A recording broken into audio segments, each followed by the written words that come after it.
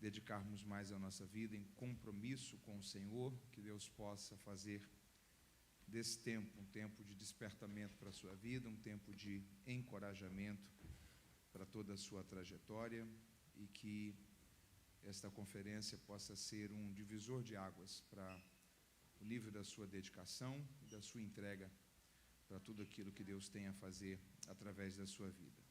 Que bom estarmos juntos. Obrigado, pastor Bruno, pela bênção de poder servir a igreja em Bridgeport nessa conferência, poder louvar a Deus também pela vida de toda a sua família, irmã Joyce, rever o pastor Nivaldo, também irmã Shirley. Que bom estarmos juntos. Estender também essa gratidão a todos os amigos queridos que fazem parte desta igreja, desse ministério, rever o pastor João, também Bianca, sua esposa, Rafael, Ariane. Deus continue abençoando vocês, e estar também com tantos amigos queridos do Brasil, e também o pastor Sidney da Inglaterra, o pastor Nilson, o pastor Moisés, o pastor Benilton, e podermos estar servindo juntos a igreja em Bridgeport nesses dias. Que Deus possa usar também a nossa vida para falar de um modo muito especial ao seu coração. Você diz amém? Amém. Você está com sua Bíblia aí? Eu gostaria de compartilhar com vocês, nesse primeiro momento, nessa primeira oportunidade, o texto do Evangelho de Jesus Cristo, segundo escreveu Mateus, capítulo de número 14. Mateus, capítulo de número 14, melhor dizendo, capítulo 25 e versículo 14. 14 é o versículo. Mateus, capítulo 25, a partir do versículo 14, eu gostaria de deixar nesta primeira noite essa segunda mensagem da conferência ao seu coração a partir desse texto. Enquanto você localiza Mateus 25, versículo 14, eu gostaria só de lembrar a você, informar a você, na saída, se você desejar, você terá à sua disposição alguns livros que eu tenho a alegria de ser o autor deles. São obras que vão servir muito e contribuir muito também para o seu crescimento e a sua edificação espiritual. Tem 4 títulos que vão estar à sua disposição. A primeira dessas obras é uma enciclopédia sobre a vida dos personagens bíblicos. É uma ferramenta que eu levei mais de 7 anos escrevendo ela. São quase 500 páginas. Não é daqueles livros, daqueles que você lê da página 1 até o final, a não ser que você queira, mas é uma obra de pesquisa. Aquele momento que você está lendo um texto da Bíblia e tem uma dúvida ali. Está lendo sobre Jó. Você vê que na letra J, às vezes, tem 10, 15, 20 páginas te explicando a vida de um único personagem da Bíblia. Contexto cultural, histórico, às vezes questões polêmicas da Bíblia. Deixa eu te lembrar uma. Primeira família da Bíblia, lembra quem foi? Adão, Eva, Caim e Abel. A Bíblia diz que Caim mata Abel e vai morar numa cidade chamada Nod. Ali ele se casa, tem filhos e forma toda a sua família. Muita gente se pergunta se a primeira família da Bíblia foi Adão, Eva, Caim e Abel. Caim se casou com quem? Quem foi esposa de Caim?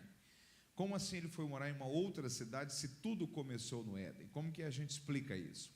Então são textos da Bíblia que às vezes você está lendo o texto e sente falta de um material que você possa utilizar como fonte de pesquisa e estudo para você conhecer mais sobre aquela passagem bíblica, preparar uma aula, uma mensagem, um conteúdo bíblico a ser compartilhado nas suas redes sociais. Então, essa é uma ferramenta que vai te ser muito preciosa para o seu tempo de leitura e estudo da Bíblia. Eu tive a alegria de ter a revisão dela por um pastor que é muito querido da nossa nação, que é o pastor Hernandes Dias Lopes, e o prefácio dela foi pelo saudoso Dr. Russell Shedd, que foi uma das grandes referências que o Brasil teve dentro da área do ensino bíblico. Entre as coisas que o Dr. Shedd escreveu no prefácio, escreveu que não conheceu outra obra em português que reunisse tantas informações sobre a vida dos personagens bíblicos quanto essa. Então, essa é uma ferramenta que vai te ser muito útil, que vai te servir demais. Junto dela, você terá também um manual bíblico expositivo sobre as parábolas de Jesus. Jesus contou ao todo 42 parábolas. A grande maioria delas estão dentro de um contexto cultural muito diferente do nosso. Então, histórias como 10 virgens, filho pródigo, dracma perdida, são parábolas que, ao lermos elas, nós percebemos que há uma grandeza sendo compartilhada ali, mas muitas vezes sentimos falta de um material que nos ajude a entender e a compreendermos um pouco melhor detalhes de cada uma daquelas parábolas contadas por Jesus. Esse é o manual que vai te ajudar a entender todas essas 42 parábolas, a partir do contexto cultural daquela época, interpretativo para o nosso tempo e também exegético, trabalhando o significado dos termos bíblicos contidos em cada uma daquelas parábolas. Então, quem sabe para você seguir como que é uma jornada devocional, lendo e estudando uma parábola por dia, mas essa é uma obra que também vai te servir muito para a sua jornada de estudo. O penúltimo livro é o Guia do Estudante da Bíblia. Esse livro aqui ele é fruto de anos de pesquisa sobre os temas mais desafiadores para a interpretação bíblica. Muitas questões, por exemplo, do contexto escatológico. As pessoas possuem muitas perguntas ainda sobre a volta de Cristo, grande tribulação, governo do anticristo. Como que a gente entende tudo isso que a Bíblia fala sobre o tempo do fim? A vida após a morte, nós reconheceremos ou não as pessoas no céu? Muitas questões do Antigo Testamento, muita gente ainda se pergunta, por exemplo, o dilúvio. Ele foi local ou ele foi universal? A Bíblia diz que as águas do dilúvio encobriram toda a terra. Noé vivia no atual território do Oriente Médio. E você sabe muito bem que tem espécies que elas vivem apenas em uma região. Tem animais que vivem apenas na floresta amazônica, no Polo Norte, no Japão, que é uma ilha. Muita gente se pergunta se o dilúvio foi universal, como que o Noé preservou todas essas espécies que viviam apenas em outros continentes? As pessoas elas viviam mesmo quase 1000 anos no livro do Gênesis, ou a contagem de anos lá era diferente da contagem de anos no nosso tempo. O livro dos Reis diz que um rei começou a reinar com tal idade. O livro das Crônicas fala que foi com uma idade diferente. O Evangelho diz que Jesus curou um cego em Jericó, no outro fala que foram 2. Um Evangelho diz que Jesus libertou um endemoniado em Gadara, no outro fala que foram 2. Então, são centenas de passagens da Bíblia que as pessoas se perguntam, como que a gente entende esse texto aqui, se esse outro texto fala isso daqui? Então, é uma obra que trabalha muitas dessas questões um pouco mais difíceis de serem compreendidas de algumas passagens bíblicas. E o último livro, essa é a minha obra mais recente publicada, o título dele é Lidere a Sua Vida. Ele é um livro publicado pela editora Vida, que é uma das principais editoras cristãs do Brasil. E ele é um livro que fala sobre as crises do nosso tempo, os dramas da nossa geração, sobre 10 decisões. Quantas decisões? 10. Pessoais e intransferíveis, que apenas você poderá fazer para o seu desenvolvimento e o seu crescimento pessoal. Decisões como, por exemplo, sobre como vencer a procrastinação. Você já procrastinou alguma vez? A palavra procrastinar significa deixar para amanhã. Seja pela tentativa de tentar fugir de enfrentar isso hoje, ou pela ilusão de pensarmos que amanhã será muito mais fácil. Pelo menos 80% de nós aqui essa noite temos sonhos, projetos e ideais que já éramos para ter concluído há muito tempo. Não concluímos ainda porque a gente procrastina. Como que a gente muda isso? Gestão do tempo. Você caminha com o sentimento que o tempo está passando e você não conseguiu fazer tudo que talvez era para ter sido ainda feito. Como aprender a gerir melhor o tempo e reorganizar melhor a rotina. Questões como perfeccionismo. As pessoas se caminham com angústia do perfeccionismo. Elas pensam que se não ficar milimetricamente perfeito não serviu. Por não terem entendido que aquilo que foi bem feito é muito melhor do que o perfeito que dificilmente conseguimos fazer. Mas como que a gente traz isso para a prática?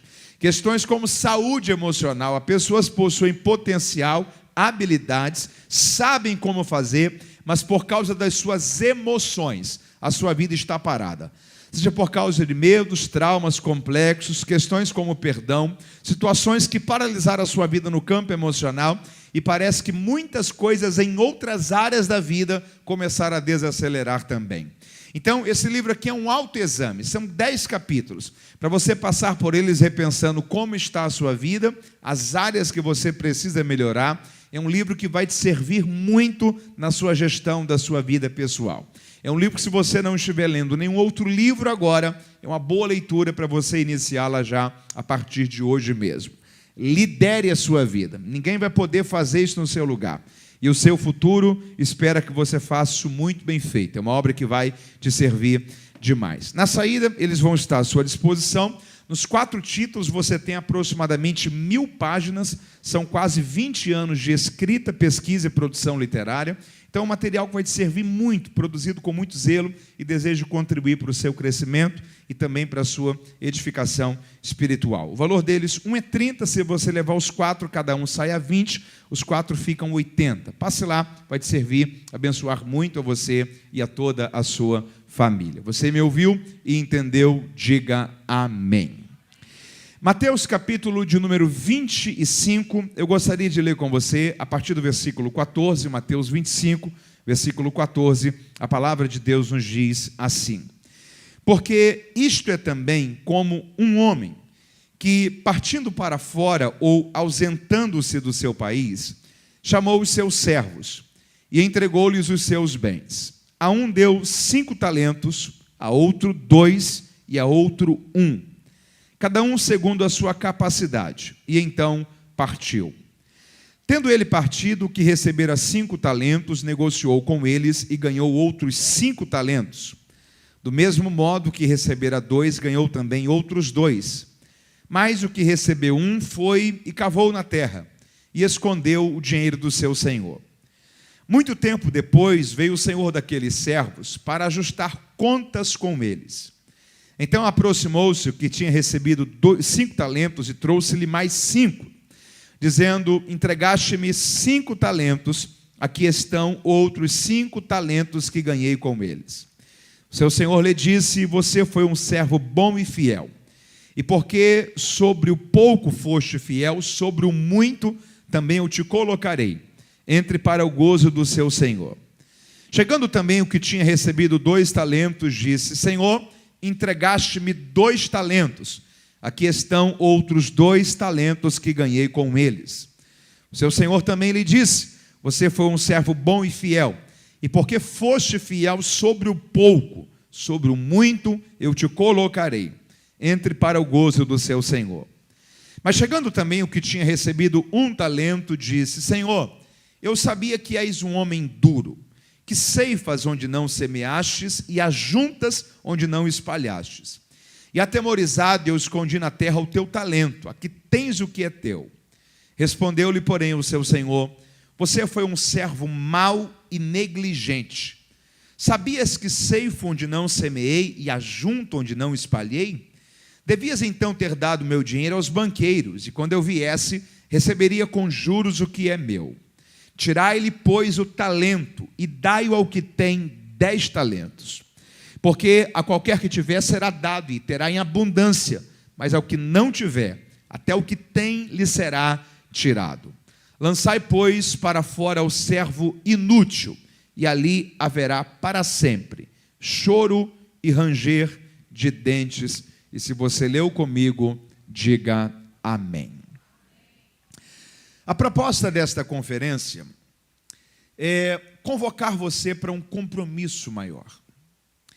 É envolver você dentro de uma consciência que você possa, de fato, estar compungido, profundamente tocado por uma convicção tão grande que te faça servir com mais zelo, com mais amor, com mais entrega e com mais dedicação.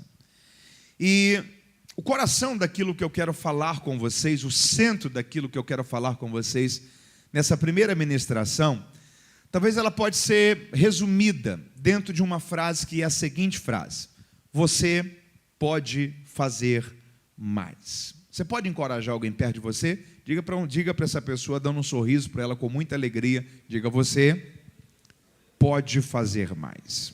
Não encoraje ela, diga assim, independente do quanto você já tenha feito, do quanto você já tenha servido, diga assim: Deus espera que você faça mais. Você entende isso? Ok? Esse texto aqui ele tem tudo a ver com isso, porque é um ensino, é uma parábola contada por Jesus de um senhor que era um homem muito, muito rico. O patrimônio desse homem estava calculado em aproximadamente 8 talentos. Para você ter uma noção de quanto que isso representava, 1 talento era uma das maiores cifras monetárias daquele tempo. Era aproximadamente o salário de 20 anos de trabalho braçal. Então, eu imagino que é você trabalhar 20 anos nesse país e você não receber nenhum cêntimo de dólar sequer em 20 anos de trabalho, e depois de 20 anos de trabalho, você receber todo esse valor de 20 anos de uma única vez, e toda essa quantia financeira ser uma quantia que está calculada em 1 talento apenas. Isso era muito dinheiro, sim ou não? Sim, isso era uma quantidade de dinheiro quase que incontável para uma contabilidade fácil de ser feita.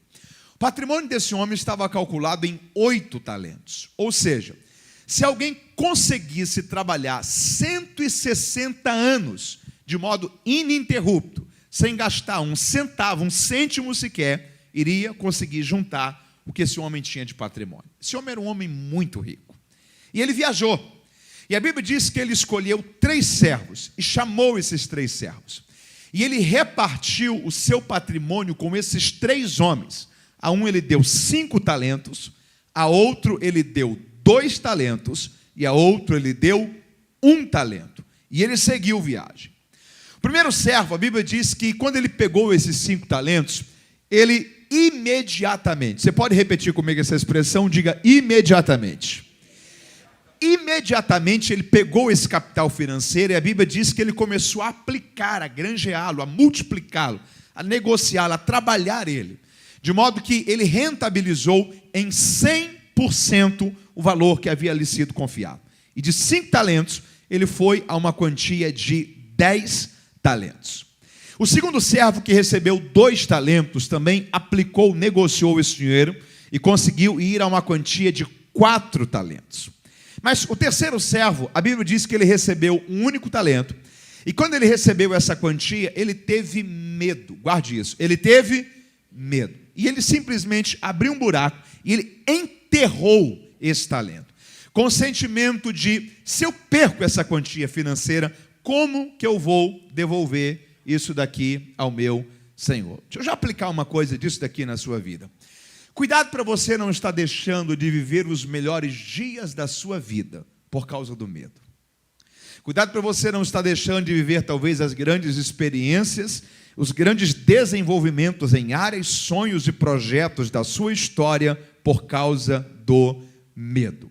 O que farei se perder este talento? E o texto diz que atemorizado, cheio de medo, ele abriu um buraco. Ele enterrou o talento do seu Senhor.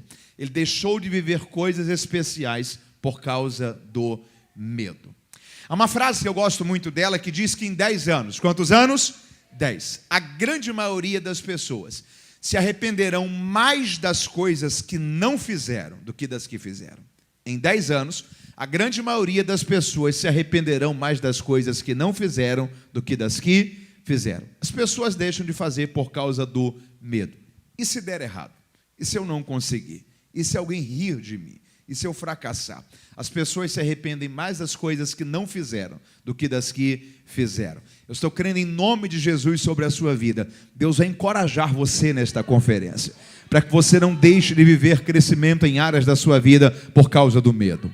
Para que você não deixe de viver expansão em áreas da sua vida por causa do medo. O Senhor te dá graça, o Senhor te dá direção, o Senhor te dá coragem, o Senhor te dá sabedoria. Você vai viver um tempo incrível de Deus sobre a história da sua vida. Há uma jornada de crescimento e de multiplicação de Deus sobre a sua história, porque você não vai enterrar talentos por causa do medo. Você diz glórias a Deus por isso? Esse moço teve medo, e esse moço enterrou aquele único talento. Algum tempo depois o Senhor voltou, e é o momento da prestação de contas. O primeiro servo, que recebeu 5, devolveu 10 ao seu Senhor. E o Senhor lhe disse: você foi um servo bom e fiel, e porque você foi fiel sobre o pouco, sobre o muito eu te colocarei. Entre para o gozo do seu Senhor. A palavra gozo aqui no grego é chara, que é alegria. Isso aqui fala sobre a eternidade, a alegria eterna, sobre a completude que será a eternidade dos salvos. Porque você foi fiel naquilo que o Senhor lhe confiou. Isso te colocou em uma jornada em que tudo aquilo que Deus construiu na sua vida será multiplicado muito mais ainda na eternidade. Porque você foi fiel sobre o pouco, sobre o muito eu te colocarei. Entre para o gozo do seu Senhor.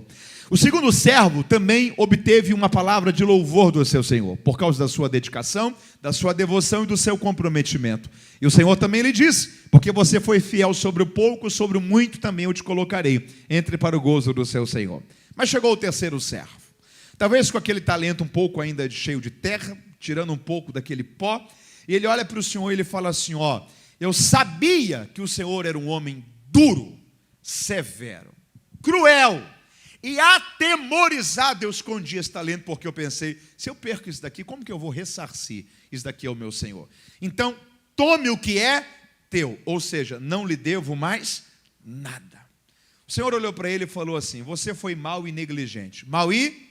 Se você tivesse deixado pelo menos esse dinheiro com os banqueiros, você teria pelo menos corrigido a inflação. Vê que a gente está 2.000 anos depois, mas a mentalidade bancária é a mesma, ok? Imagina que você tem $500 mil guardados lá na sua casa. Dá uma olhada para esse irmão que está do seu lado aí, vê se ele não tem jeito de que ele tem $500 mil guardados dentro da casa dele. E aí aquele dinheiro está lá parado, ok? Aí você chega segunda-feira no banco e você olha para o gerente do banco e fala assim: eu preciso aplicar esse dinheiro aqui.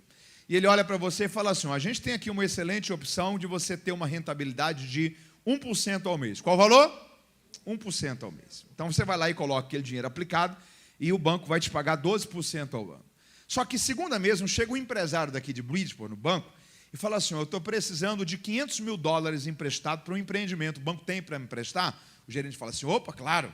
Mas qual que é os juros que eu vou pagar por isso?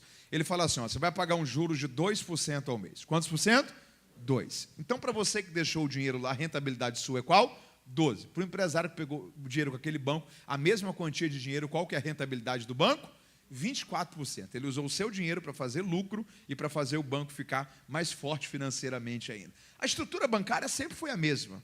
E Jesus está valendo-se disso para dizer o seguinte: ó, se você tivesse pegado esse talento e deixado com os banqueiros, você teria pelo menos a correção da inflação. Só que você depreciou, você diminuiu o valor daquilo que é do seu Senhor. Você deixou amortizada a riqueza que é do seu Senhor. Porque o seu Senhor confiou um talento a você. E você não usou, não deixou ninguém usar, não usou esse talento para abençoar ninguém. Você deixou esse capital morto, esse capital espiritual morto, essa riqueza, esses dons, esse talento, essa preciosidade que o Senhor confiou a você. Você foi mau e negligente. Mau e negligente. E você também tem uma recompensa. Mas a sua recompensa não é a alegria do seu Senhor. A sua recompensa é um lugar de choro e de ranger de dentes. E isso fala sobre a eternidade sem Deus. E a parábola termina aqui. Está comigo aí? Diga amém. A primeira impressão, talvez, que a gente tem é que o Senhor foi cruel com o terceiro servo. Concorda comigo? Porque ele só guardou. Ele só? Imagina uma coisa. Imagina que eu tenho um carro no valor de $50 mil. Qual o valor? E eu vou fazer uma viagem, olho para você e falo assim: ó, você pode cuidar desse carro para mim? E eu volto 2 anos depois. Quando eu voltar 2 anos depois, eu espero que você me devolva o quê?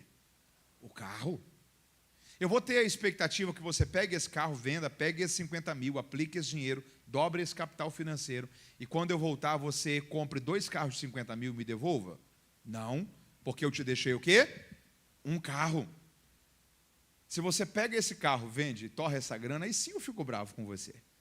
Mas se você guardou para mim, me devolveu a minha palavra para você, muito obrigado. O servo que fez isso na parábola foi mau e negligente. Sabe qual foi o servo que a postura dele foi recompensada? O servo que recebeu 2 e devolveu 4.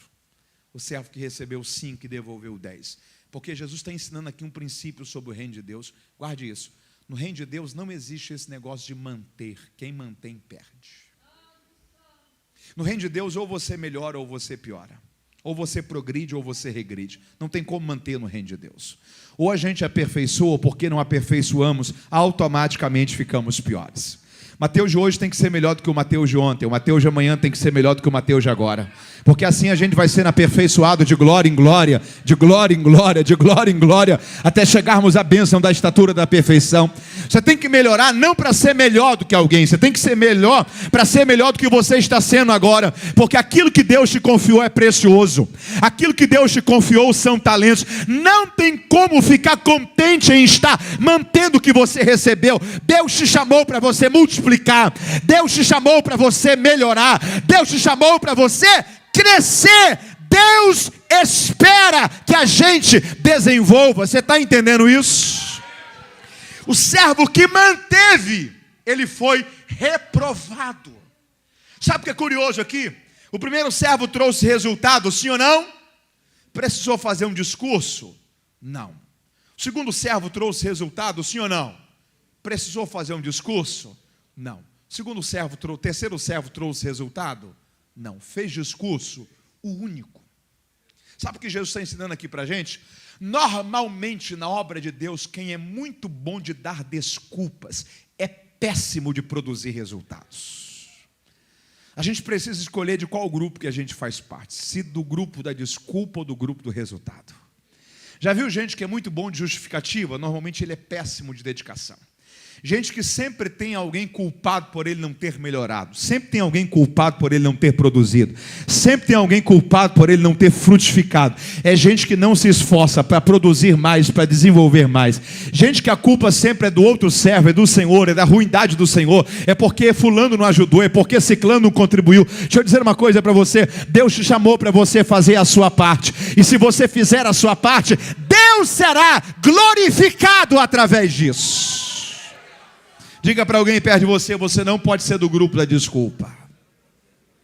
Nós precisamos parar de acreditar nas nossas desculpas. Você pode repetir isso comigo? Diga, eu preciso parar de acreditar nas minhas desculpas. Você tem acreditado em muitas desculpas? Você lembra da multiplicação dos pães? A Bíblia diz que Jesus chegou para Filipe, Jesus chegou para os discípulos e fez uma pergunta: como é que podemos alimentar toda essa multidão? Como podemos alimentar toda essa? Filipe olhou e falou assim: Senhor, o lugar é deserto. Olha a hora, já é tarde. E nem com 200 denários a gente ia conseguir alimentar todo esse povo. Jesus estava pedindo uma solução. Estava pedindo uma. Filipe deu 3 desculpas. Pasme. As desculpas de Filipe são as mesmas desculpas que a gente acredita nelas. Primeira desculpa que Filipe deu: o lugar. O lugar é deserto, não serve. Sabe qual é a desculpa que a gente acredita? O lugar.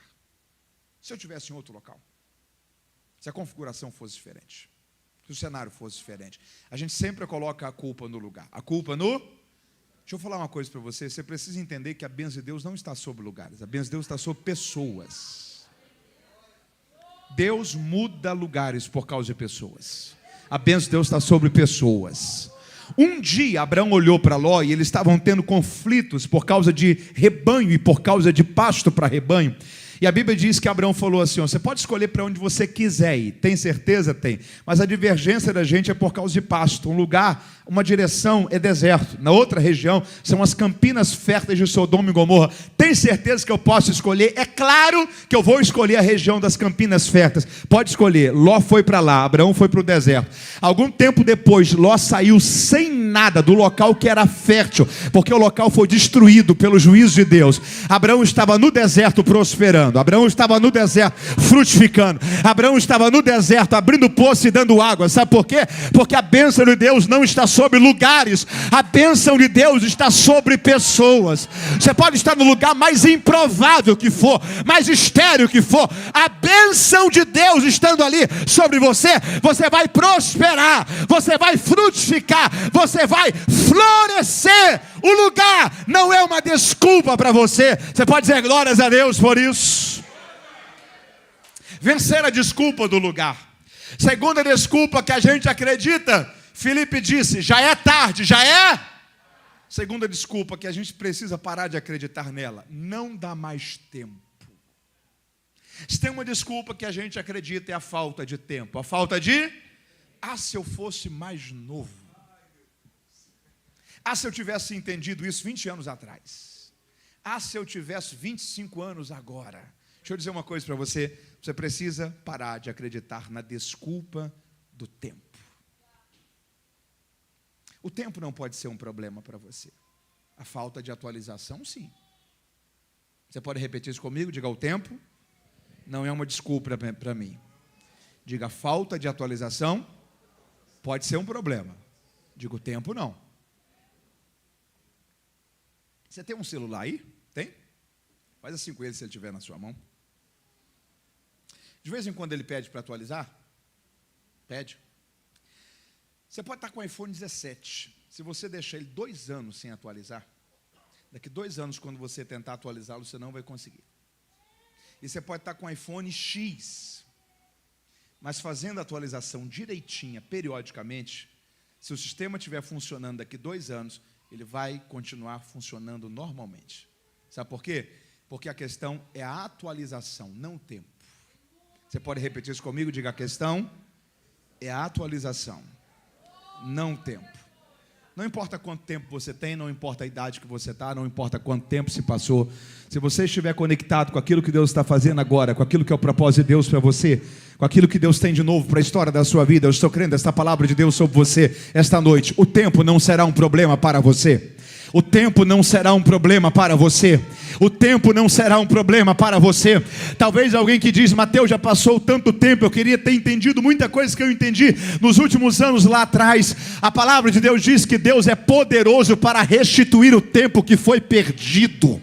Sabe o que isso significa? Aquilo que era para você ter vivido talvez em 20, 30, 40 anos, Deus é poderoso para te fazer viver nos próximos 2, 3, 4, 5, 10 anos, porque o tempo não é uma desculpa para você. Deus renova a sua alegria, Deus renova a sua coragem, Deus renova a sua esperança, Deus renova o seu ânimo. O tempo não vai parar você. Você pode glorificar a Deus por isso. A segunda desculpa que a gente tem que parar de acreditar é a falta de tempo. A terceira desculpa que Felipe mencionou, nem com 200 denários, nem com 200. A terceira desculpa que a gente mais acredita é falta de dinheiro. Ah, se eu tivesse mais dinheiro. Ah, se eu tivesse alguém que patrocinasse. Ah, se eu tivesse alguém que investisse. Deixa eu dizer uma coisa para você. Você precisa mais de coragem do que de dinheiro. Você pode encorajar alguém perto de você? Diga assim, você precisa mais de coragem do que de dinheiro. O dinheiro é uma escada. O dinheiro é uma. Você pode repetir isso comigo? Diga, o dinheiro é uma escada. Deixa eu falar uma coisa para você. O dinheiro existe para servir você, não para você viver para servir. Ok? Quem tem uma escada em casa aqui, ok? Você já viu alguém ficar parado numa escada para sempre? Não, uma escada você utiliza ela para quê? Para você acessar um outro nível. Ok? Se o dinheiro que alguém tem não fez essa pessoa melhorar a sua mente, a sua cultura, aquilo que ela desfruta, aquilo que ela constrói, não tem por que ela ter dinheiro. Dinheiro é número.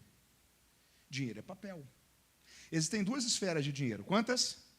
A primeira esfera é a esfera da necessidade. Você pode repetir comigo? Diga, a esfera da necessidade. Deve ter gente em Bridgeport. São que horas? 9h20 da noite. Deve ter pais em Bridgeport que até hoje não conseguiram dar um prato de comida, um pedaço de pão aos seus filhos. Dinheiro para uma família dessa é o quê? Necessidade. Tem gente que essa semana talvez será despejado nessa cidade, talvez até brasileiros, por não estar conseguindo pagar o seu aluguel. Dinheiro para essa pessoa é o quê? Necessidade. A primeira esfera de dinheiro é a esfera da necessidade, mas há uma segunda esfera que é a esfera da acumulação. Você pode repetir isso comigo? Diga, a esfera da acumulação. Chega um momento que os seus carros estão pagos, seu mortgage está quitado, seus filhos estão formados, sua vida está estabilizada. E dinheiro para você virou um número acumulado em um aplicativo. A diferença é se você talvez tem 4, 5, 6, 7, 8, 9, 10 dígitos. Essa briga nunca vai parar. Estão brigando semana após semana quem é o homem mais rico do mundo. Se você não entender que a partir do momento que dinheiro vira números, se você está preso, se você deixa de ser feliz, deixa de aproveitar, deixa de ter o prazer de comer uma boa comida, vestir uma boa roupa, desfrutar daquilo que o dinheiro pode proporcionar, só com medo de não tê-lo mais, ele não existe mais para servir você. Você que começou a trabalhar é viver para servi-lo e para mantê-lo. Deixa eu dizer uma coisa aqui para você, tire férias. Você pode repetir isso comigo? Diga, eu preciso tirar mais férias. Diga para alguém perto de você, tire férias, porque o dinheiro volta.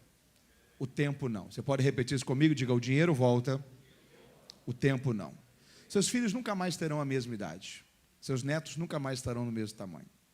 Você nunca estará mais na mesma fase. A riqueza da vida está nas memórias. A riqueza da vida está nas... Já passou pelo sentimento de você ver um vídeo, uma foto dos seus filhos pequenos e seu coração remeter aquilo ali, dá uma saudade, uma vontade até de chorar? Quem aqui já lidou com isso? Sabe por que você conseguiu viver aquela emoção? Por causa da memória. Por causa da... A riqueza da vida está na memória. A riqueza da vida está nas memórias. Utilize tudo aquilo que Deus está te dando de recurso para você criar memórias. Porque o tempo não volta, o dinheiro volta. Pode ser que aquilo que você viveu de sonho, de projeto, passou algum tempo, o dinheiro voltou de novo, você voltou a ter a mesma quantia. O tempo nunca mais voltou. A gente precisa parar de deixar de viver coisas por causa de dinheiro. A gente precisa parar de deixar que o dinheiro seja uma desculpa para a gente. A gente precisa parar de acreditar, de investir mais, de acreditar mais, de fazer coisas novas por causa do dinheiro como uma desculpa. Que Deus gere sobre nós sabedoria, equilíbrio. Aqui eu creio uma palavra de Deus e profetizo sobre a sua vida esta palavra em nome de Jesus. Deus te dará sabedoria para criar riquezas. Deus te dará sabedoria para gerir riquezas. Deus te dará sabedoria para você ser um investidor na obra de Deus, para que mais igrejas sejam plantadas, para que mais pessoas sejam incentivadas a fazer a obra de Deus aonde elas estão. O dinheiro não será um problema e nem uma desculpa e nem um empecilho para você, mas Deus usará a sua vida para que você cumpra o propósito que Ele estabeleceu para os seus dias. Você entende isso e pode dar glórias a Deus por isso. Levante suas mãos e diga assim: Senhor, não permita que o lugar, o tempo ou o dinheiro seja uma desculpa para aquilo que o Senhor quer fazer na minha vida. Você pode dizer glórias a Deus por isso? Normalmente quem é muito bom de dar desculpas é péssimo de produzir resultados. Pergunta de novo para alguém que está perto de você, diga qual o grupo que você faz parte. Diga o grupo da desculpa ou o grupo do resultado. Deixa eu pontuar uma outra coisa aqui para você esta noite. Você está comigo aí? Diga amém. Amém. O Senhor confiou os talentos a 3 servos. Quantos servos? O primeiro recebeu quantos? O segundo? Terceiro? Tem alguém que não recebeu nenhum? Não. Guarde isso. Não há ninguém que Deus não tenha dado pelo menos um talento. O problema talvez é que você ainda não se encontrou. Ok? Estar tentando fazer a coisa errada te faz mal. Tem um pensamento que diz que se você for julgar a importância de um peixe pela capacidade dele de voar, você vai dizer que ele é um fracasso. Se você for tentar julgar a importância de um pássaro pela capacidade dele de nadar, você vai dizer que ele é um fracasso. Você precisa entender qual é o seu talento, onde é que ele se completa. O Bill Johnson tem uma frase que é maravilhosa. O dia que você descobrir quem você é, você nunca mais vai querer ser outra pessoa. O dia que você entender a riqueza que Deus colocou na sua vida, você vai ter um senso de propósito tão completo, de preenchimento tão grande na sua vida. Deixa eu dizer uma coisa aqui para você. Identifique o seu talento e se aperfeiçoe nele. Identifique o seu talento e se aperfeiçoe nele. Identifique o seu talento e se aperfeiçoe nele. Identifique o seu talento e se aperfeiçoe nele. Não gaste tempo, energia e recursos naquilo que você não é bom. O pastor Bruno me convidou para vir pregar para vocês esse fim de semana em um período ou 2 períodos. Se ele tivesse pedido para mim cantar, com 20 segundos você ia falar assim: Mateus, muito obrigado pelo seu esforço, ter saído do Brasil, vindo passar o fim de semana com a gente, Deus te abençoe e te leve de volta à sua casa. Porque eu não sei cantar. Minha nota cantando deve ser 2, no máximo. Talvez se eu fizer algum curso, desenvolver técnica, aprender sobre entonação, subtonação, eu devo ir para um 3, quem sabe um 4 no máximo. Mas talvez na comunicação a minha habilidade seja um nível 5, quem sabe um 6, quem sabe até um 7. E melhorando, aperfeiçoando, vendo o que eu posso melhorar, o que eu posso desenvolver, talvez eu chegue num 8, quem sabe num 9. Imagina se um dia eu conseguir, quem sabe, chegar num 10. Você acha que eu vou tentar gastar tempo aprendendo a cantar? A área que Deus depositou um talento em mim não é nessa área. Se você tentar gastar tempo e recursos naquilo que não é a sua área, talvez você vai caminhar com o sentimento de aquilo que eu faço não é útil. Porque talvez você está tentando desenvolver um talento que ele não encontra-se em você.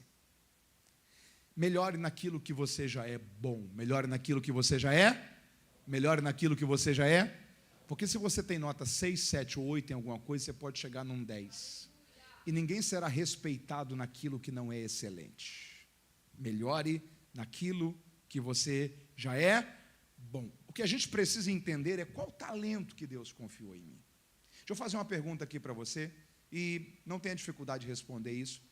Quem aqui, quando olha para a sua vida, identifica uma área que você tem qualidade naquilo? Faz assim, ok? Faz assim de novo, mantenha ela levantada 30 segundos, ou 2 segundos, ou 10, deixa eu identificar você. Talvez no sorriso, talvez no carisma, talvez na habilidade de comunicação, talvez na pregação, talvez no evangelismo pessoal, talvez cuidando de crianças, talvez em alguma área, no louvor. Quem aqui reconhece que tem uma habilidade que Deus colocou em você? Faz assim, ok? Abaixa a mão. Quem aqui olha para você e identifica pelo menos uma área que você queria ter aquele talento, mas nunca descobriu ele? Tem alguém? Eu tenho algumas coisas que eu queria saber fazer, mas eu não sei. Alguém também aqui tem talentos que você queria ter, mas não possui? O Senhor deu 5 talentos a um homem. Quantos talentos? Mas quando ele trouxe, tinha quantos? Onde é que estavam esses outros 5? Posso dizer uma coisa para você? O talento que você ainda não descobriu que tem, você o encontrará quando você começar a desenvolver aquele que você já sabe que possui. O talento que você ainda não descobriu que tem, você começará a desenvolvê-lo e encontrá-lo na hora que você usar aquele que você já sabe que possui. Talvez é alguém que o pastor olhe e fale assim: eu estou precisando de alguém para cuidar de adolescentes e de jovens. Talvez você nunca descobriu habilidade para a área da liderança. Talvez daqui 5, 10, 15 anos você está pastoreando uma filial do ministério. Você descobriu talentos que você não sabia que possuía, utilizando aquele que primeiro Deus já tinha colocado em você. Você não tem noção do que Deus pode construir em você quando você começar a usar aquilo que Deus já plantou e já está nítido diante dos teus olhos. Deus está dizendo ao seu coração: o Senhor está te chamando para você entender que você pode fazer mais. E a hora que você começar a fazer isso, é uma nova estação de Deus a ser manifestada e a ser revelada sobre a história da sua vida. Alguém que está entendendo isso e pode celebrar a Deus por isso? Há um mistério em Deus quando você começa a permitir que aquilo que Deus plantou em você floresça. Isso expande, isso multiplica, porque aqui está a matemática de Deus. O servo trouxe 10 talentos. Quantos talentos? Quantos? Mas ele produziu quantos? Então o saldo foi quanto? 5.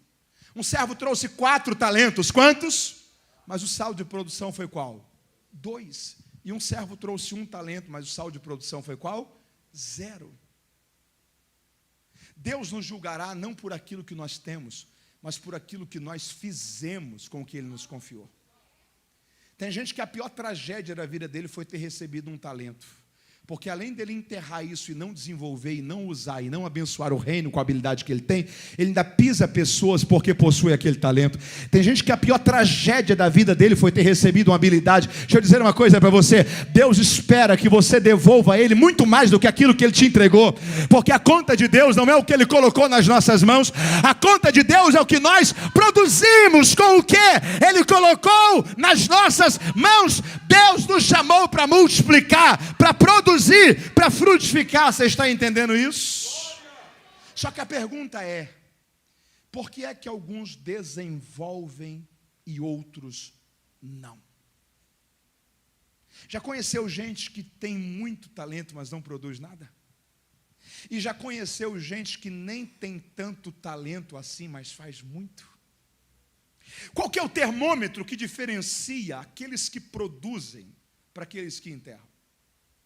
Eu apresentaria a você uma proposta de resposta para isso, através de 2 termos. Repita comigo: sensibilidade e percepção. Você pode repetir isso comigo? Diga: sensibilidade e percepção. O Senhor confiou 5 talentos. Quantos?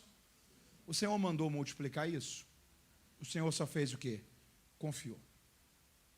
O servo que teve a sensibilidade de parar e entender, tanta gente queria ter esse talento. Deus confiou a mim. Eu preciso fazer alguma coisa.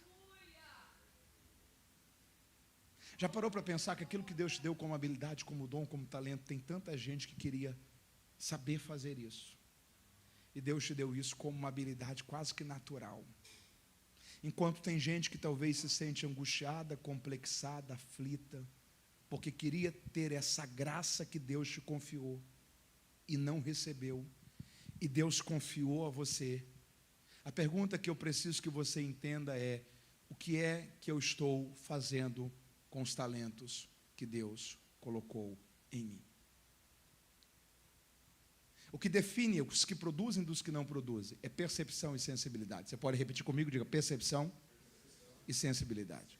Deixa eu fazer uma pergunta para você. Quem acha que maravilhosa a história de Neemias? Faz assim. Você acha? História de Davi. Quem acha incrível a história de Davi? Quem acha extraordinária aqui a história de Isaías? Faz assim.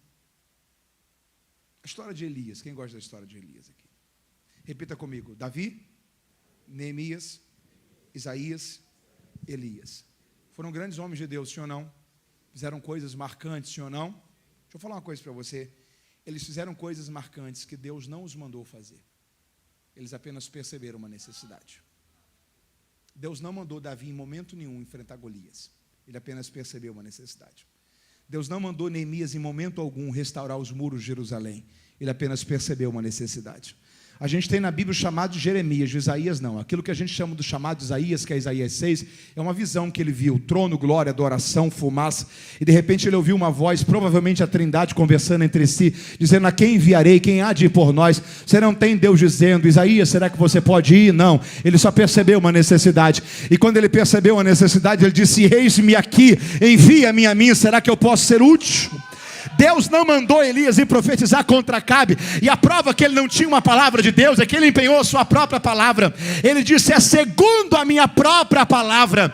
Ele viu todo Israel adorando a Baal, dizendo que Baal era o Deus que mandava a chuva e da produtividade, e ele disse: segundo a minha palavra, nos próximos anos não haverá nem chuva e nem orvalho sobre Israel. O que ele estava dizendo é: já que vocês dizem que é Baal que manda a chuva, deixa eu mostrar para vocês que um homem de Deus só tem mais poder do que a palavra de Baal, porque ele foi sensível e percebeu. Deus fechou os céus e não choveu. Sabe por quê? Porque Deus usa pessoas sensíveis. Tem coisas que Deus não vai te mandar fazer, Ele vai te dar coragem para fazer. Tem coisas que você não vai ter um sonho, não vai receber uma profecia. Não espere as pessoas te mandarem a fazer. Deus vai usar a sua sensibilidade. Deus vai usar a sua sensibilidade, e uma grande obra será realizada para a glória de Deus. Alguém que pode celebrar a Deus por isso essa noite? Por que tem gente que produz e gente que não produz? Por que tem gente que desenvolve? Por que tem gente que está parada? Porque existem pessoas que são sensíveis. Repita comigo: Deus usa gente sensível. Eu estou caminhando para a conclusão, mas deixa eu compartilhar algo com você. Esses dias Deus trouxe uma palavra ao meu coração sobre Gideão, sobre a perspectiva de liderança. Gideão começou com 32 mil. Quantos mil? Quantos mil? Mas ele venceu a guerra com quantos? Quantos? 300. Já parou para pensar que aqueles 300 estavam entre os 32 mil? Por que eles chegaram e os outros não? Por que a maioria das pessoas começam, mas não terminam? O que esses homens tiveram que fez com que eles fossem até o final que os outros não tiveram? Tem uma pergunta aqui: quem é que vai até o final? Você pode repetir isso comigo? Diga: quem é que vai até o final? Teve 2 instrumentos de seleção. Quantos? Primeiro, a Bíblia diz que Gideão chegou ao povo e disse assim: ó, quem estiver com medo, for covarde, medroso, está liberado, pode voltar. Eram 32 mil, voltaram quantos? 22 mil. Ficaram quantos mil? 10. Aí Deus chegou para Gideão e falou assim: ó, leve esse povo para beber água. Observe o comportamento deles. Aqueles que se agacharem por inteiro, se agacharem por, se lançarem às águas, descarte-os. Mas aqueles que se abaixarem, pegarem água com a mão, levantarem água e beberem água como um cão bebe. Olha essa expressão. Pegarem água com a mão, levantarem água e beberem água como um cão bebe, selecione eles para o outro lado, porque será com esses que eu irei te dar a vitória. Quem aqui já viu um cão bebendo água? Faz assim? Já viu? Um cão coloca a mão dentro da água, levanta e bebe. É assim que um cão bebe água? Não?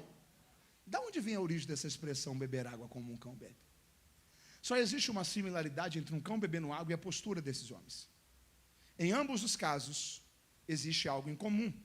Um cão, quando vai beber água, a construção do crânio dele, o nosso crânio é reto aqui, ok? Se eu vou beber água sem auxílio de nada, eu tenho que colocar o meu rosto inteiro na água, para que primeiro entre o meu nariz, depois entre a minha boca, para que eu consiga bebê-la. Um cão não, porque a estrutura do crânio do cão é assim, ok? De modo que ele coloca o focinho dentro da água, bebe água, mas os seus olhos estão livres para continuar a ver o que está à frente. Essa é a única similaridade entre os homens que não se lançam por inteiro, pegam água, levantam e bebem, com o cão bebendo água. Em ambos os casos, eles estão com a visão livre acerca do que está à frente. Deus está dizendo, Gideão, eu conto com gente que consegue beber a água do hoje sem perder a visão do amanhã. Eu conto com gente que consegue enfrentar os desafios do hoje sem perder a visão de para onde está indo. Eu conto com gente que não permite que a pressão do hoje lhe faça sair do alvo que ele está prestes a enfrentar. Deus conta com gente que não perde a visão. Deus conta com gente que não perde. Há uma pergunta, quem é que vai até o final? Você pode repetir comigo? Diga, quem é que vai até o final? Em primeiro lugar, vai até o final quem não para por causa do que ouve. Quem não para por causa do que? Porque o primeiro instrumento de seleção foi a audição. Eles ouviram. Está liberado quem está com medo e quem for covarde. Segundo lugar, vai até o final. Quem não perde a visão por causa daquilo que acontece. Deixa eu dizer uma coisa para você. Você sempre vai ouvir muitas coisas. Você sempre vai ver muitas coisas. Você só vai chegar até o final se você tem uma visão clara de para onde está indo, independente do que ouviu, independente do que viu. Percepção e sensibilidade sempre será um instrumento que Deus usará para manter aqueles que produzem. Repita comigo, instrumento que Deus usará para manter aqueles que produzem. Estou nas considerações finais. Outra consideração dentro disso, diga comigo, o tempo foi o mesmo. Você pode repetir comigo, diga, o tempo foi o mesmo. Já parou para pensar que o mesmo tempo que um servo foi de 5 a 10, é o mesmo tempo que um servo recebeu um, enterrou e não teve nada? O tempo foi o mesmo. O tempo foi o. Eu não sei se você está percebendo, mas o tempo está passando. Quem é que lembra de 14 de setembro de 2001? Você lembra o que aconteceu naquele dia? A poucas milhas daqui. 11 de setembro de 2021, você lembra o que aconteceu a poucas milhas daqui? A queda das Torres Gêmeas. Quem lembra daquele dia? Quem lembra onde estava e o que estava fazendo naquele momento que foi transmitido? Sabe quanto tempo tem aquilo? Aquilo tem 24 anos. Eu não sei se você está percebendo, mas o tempo está passando. Quem lembra aqui da morte de Ayrton Senna, faz assim? Sabe quanto tempo tem aquilo? Aquilo tem 31 anos. Eu não sei se você está percebendo, mas o tempo está passando. A grande questão é, o tempo está passando, mas tem gente indo de 5 a 10, tem gente de 1 ficando com 1. Tem gente progredindo, tem gente mantendo, tem gente desenvolvendo, tem gente regredindo. A questão não é o tempo, a questão não é o tempo. Rob Thompson tem uma frase que ela se encaixa muito dentro disso. Ele diz tanto a pessoas excelentes como a pessoas medíocres. Para ambas, Deus confiou 24 horas por dia. O que os transformou em excelentes e medíocres foi justamente o que eles fizeram com essas 24 horas. Deus confiou talentos para todo mundo. A questão não é se Deus nos confiou talentos. Talento temos. A questão é o que nós estamos fazendo com o tempo que o Senhor nos confiou. O problema não é o tempo foi o mesmo. Talentos foram confiados. Últimas 2 colocações, penúltima. Sabe qual é o problema que a gente tem que vencer? Um problema chamado comparação. Você pode repetir comigo, diga comparação. Eu vou compartilhar ao pessoal aqui. Eu tenho para mim que se esse homem aqui tivesse recebido 5 talentos, quantos talentos? Ele não tinha enterrado. Provavelmente ele enterra porque ele tem quantos? 1. Provavelmente o sentimento é, que falta fará? Tem gente muito melhor. Tem gente com muito mais talentos. Tem gente que veio de uma configuração muito melhor do que a minha. Tem um vocabulário muito melhor, se expressa muito melhor. Tem um poder aquisitivo muito melhor. Sabe o que esse moço era para ter entendido? Glória a Deus que ele tem 5. Eu tenho 1. Ele pode ter 5, mas o que eu tenho ele não tem. Glória a Deus que tem gente boa para servir na igreja. Mas aquilo que Deus confiou a mim, Deus confiou sabendo que é precioso, para que todo esse quebra-cabeça do reino de Deus para uma igreja, para uma missão, para um propósito, consiga ser montado por inteiro. Sabe o que esse moço era para ter entendido? A bênção de ter um talento só. Você pode repetir comigo? Diga: a bênção de ter um talento só. Sabia que ter um talento só não é para ser a sua crise? Às vezes é a maior oportunidade da sua vida. Ter um talento só não é para ser o seu problema. Ter um talento só te dá a oportunidade de concentrar foco, atenção, recursos, desenvolvimento e aperfeiçoamento nessa área. Para quando alguém precisar de alguém que faça isso, alguém falar assim: eu conheço fulano, mas ele sabe fazer outra coisa, você sabe fazer outra coisa, eu não sei. Mas nessa área é a melhor pessoa que eu conheço. É gente que descobriu que tem um talento e decidiu desenvolvê-lo. Porque tem gente que é igual pato. Já viu pato? Pato nada, corre e voa. Nem nada bem, nem corre bem, nem voa bem. Tem gente que faz um monte de coisa, não faz nada com qualidade. Tem gente que faz uma coisa só, mas faz com excelência. Sabe por quê? Porque é gente que descobriu a bênção de ter um talento só. Posso dizer uma coisa para você? A grande maioria de nós não temos 5 talentos. A grande maioria de nós não temos 2 talentos. A grande maioria de nós temos quantos talentos? 1. E sabe quem é que enterra talentos na igreja? Quem só tem 1. O camarada que tem 5, ele está bem resolvido. Se ele não der numa área, ele se encaixa na outra. O cara que tem 1, ele vai se comparando. Ele vai enfrentando complexos. Deixa eu dizer uma coisa para você. Uma das formas de você sair compungindo dessa conferência é você fazer uma decisão no seu coração, dizer: Senhor, eu não vou mais enterrar o talento que o Senhor me confiou. Você pode repetir isso comigo? Diga: eu não vou enterrar o talento que o Senhor me confiou. Há um entendimento que ele está em Marcos 11. Marcos 11, 12 diz: no dia seguinte, você pode repetir comigo? Diga: no dia seguinte, quando saíram de Betânia, Jesus teve fome. Jesus teve... E vendo de longe uma figueira que tinha folhas. Você pode repetir isso comigo? Diga: uma figueira que tinha folhas. A figueira é uma das árvores emblemáticas de Israel. Estou fechando a mensagem aqui. Só que o figo é um fruto muito sensível, ok? A pele, a casca dele é muito sensível. Ele não tem, a casca dele, por exemplo, não tem a resistência como de uma maçã, de uma banana, de um limão, de uma tangerina. É muito sensível. Deus, dentro da sua perfeição, construiu a estrutura da figueira de modo que os figos ficam por dentro das folhas. As folhas encobrem a figueira, e quando a folhagem está completa, você sabe que existe figo do lado de dentro. Jesus, passando por Betânia, estava com fome, e vendo de longe uma figueira que tinha folhas, foi ver se nela acharia alguma coisa.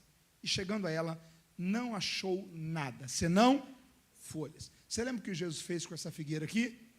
Amaldiçoou. Fez o quê? Fez o quê? Só que o versículo seguinte, ele desconstrói a nossa crença. Porque ele diz o seguinte: porque não era tempo de figos. Você pode repetir isso comigo? Diga: não era tempo de figos. Isso aqui é para a gente parar e dizer: por que Jesus amaldiçoou essa figueira se não era tempo de figos? A figueira é uma das árvores que ela tem frutos de 2 estações. Quantas? 2. Você tem a estação que é a do melhor figo, que é o figo maior, mais doce, de melhor valor comercial. É o fruto da estação certa. Só que a figueira tem um figo que é dado fora de tempo. Ele é menor, não é tão saboroso, não é tão doce, não tem muito valor comercial. Mas para quem está com fome, serve. Jesus amaldiçoou essa figueira, não porque ela não deu o seu melhor, mas porque ela falhou em dar pelo menos o seu mínimo.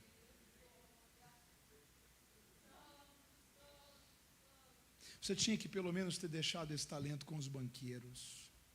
Talvez não era para você multiplicar, você teria pelo menos equilibrado a rentabilidade. Eu sei que tem momentos da vida cristã que você se sente desanimado. Eu sei. O que talvez Deus está cobrando de você não é que você faça o máximo. O que Deus está dizendo para você é: talvez você está falhando até no mínimo com aquilo que Deus te confiou. E eu estou encerrando a mensagem dessa noite dizendo a você que você não pode enterrar o que não é seu. Esses talentos não são seus. Deus plantou essas habilidades em você e a obra de Deus precisa. O ministério de crianças precisa, o evangelismo pessoal precisa, a recepção da igreja precisa. Se você tem talentos e habilidades, está guardando eles com você e está enterrando eles, você está empobrecendo. Você está empobrecendo a obra de Deus. Miles Monroe, ele tinha uma frase muito fantástica. Ele dizia sobre o lugar mais rico do mundo. Você lembra? Qual que era? O cemitério. Porque lá tem projetos que nunca saíram do papel, talento que nunca foi desenvolvido, livros que nunca foram escritos, amor que nunca foi vivido, sorriso que nunca foi dado, ideias que poderiam ter mudado o mundo, mas morreram sem que as pessoas soubessem pelo menos da sua existência. Aí adiante disso que ele tinha um conselho, que ele dizia o seguinte: viva de um modo que quando a morte chegar, ela consiga levar só o seu corpo, mas nenhum dos seus talentos. Ela consiga levar só o seu corpo, mas nenhum dos seus sonhos.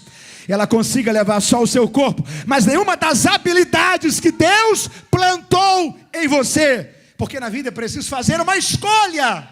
Ou a gente morre cheio, deixando o mundo vazio, ou a gente morre vazio, deixando o mundo mais cheio. Eu estou encerrando essa palavra dizendo a você: Deus quer despertar você para que o talento que está na sua vida possa florescer, possa multiplicar, possa produzir alguma coisa, para que a obra de Deus continue a avançar. Essa conferência é para compungir você, é para marcar você. Deus espera que você faça mais. Você está entendendo isso?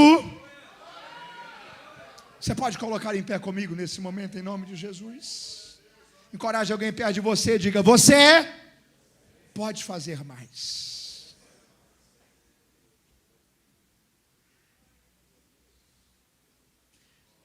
Deus conta com você para que essa igreja avance. Você pode repetir isso comigo? Diga: Deus conta comigo para que essa igreja avance. Deixa eu fazer uma pergunta para você. Quem aqui hoje é crente porque ouviu uma pregação do Billy Graham? Tem alguém que se converteu aqui na pregação do Billy Graham? Não? Ok.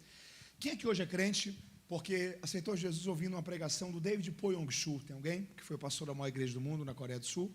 Ninguém também? Ninguém? Ok. Deixa eu fazer para você uma terceira pergunta.